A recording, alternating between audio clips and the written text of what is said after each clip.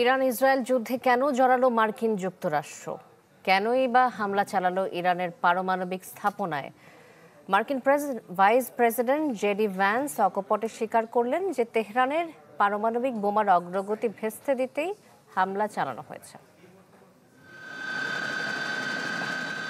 শান্তির বার্তা দিয়ে ক্ষমতায় আসা ট্রাম্প ইরান ইসরায়েল সংঘাতে জড়িয়ে পড়ায় বিশ্ব রাজনীতিতে ঘুরপাক খাচ্ছিল একটাই প্রশ্ন, কেন ভোল পাল্টিয়ে এই সংঘাতে জড়ালো যুক্তরাষ্ট্র?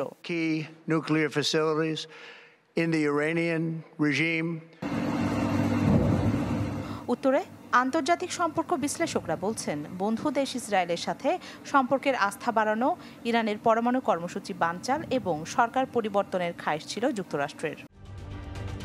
ঢালাইয়ে দৃঢ়তা, নির্মাণে নিশ্চয়তা, প্রিমিয়ার সিমেন্ট, ঢালাইয়ের রাজা।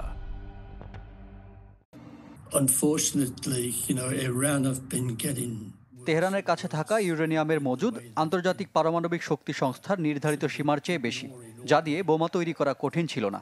তাদের পরমাণু কর্মসূচি বাতিল করতেই যুক্তরাষ্ট্র হামলা চালায়। অকপটে যা স্বীকারও করেছেন মার্কিন vice president JD Vance. Fox নিউজকে তিনি বলেন, ইরানের পরমাণু বোমা তৈরির সক্ষমতা বানচাল করতেই বাংকার ব্লাস্টার দিয়ে হামলা চালানো হয়। এক সপ্তাহ আগেও পারমাণবিক অস্ত্র অর্জনের খুব কাছে ছিল ইরান। তবে আমাদের হামলার পর ইরানের কাছে যে সরঞ্জাম আছে তা দিয়ে তারা পারমাণবিক অস্ত্র তৈরি করতে অক্ষম।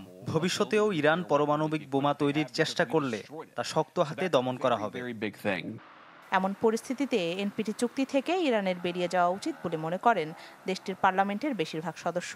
আগামীতে উত্তর কোরিয়ার মতো পরমাণু বোমা বানাতে পারে ইরান, এমন আভাসও দিচ্ছেন বিশেষজ্ঞরা। রাখি জেসমিন, চ্যানেল 24।